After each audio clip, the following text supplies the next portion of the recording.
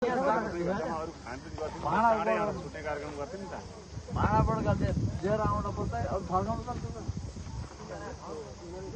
हेर्नुहोस् है, भोलिको कुल पूजाको लागि आज सम्पूर्ण घिमिरे बन्धु दाजुभाइहरूको एकताबाट हामी मण्डपलाई एकदम सरसफाइ गर्ने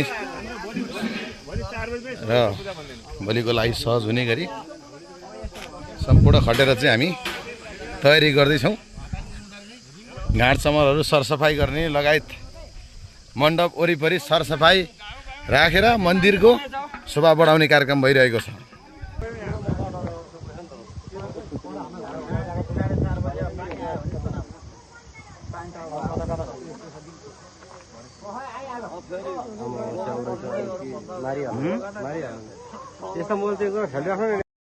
ल हेर्नुहोस् है, भोलिको कुल पूजाको लागि आज सम्पूर्ण घिमिरे बन्धु दाजुभाइहरूको एकताबाट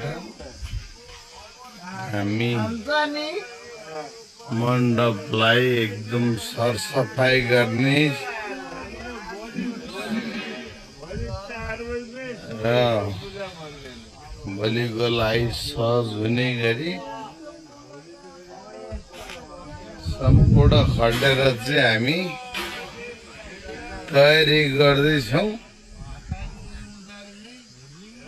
घाट चमरहरू सरसफाइ गर्ने लगायत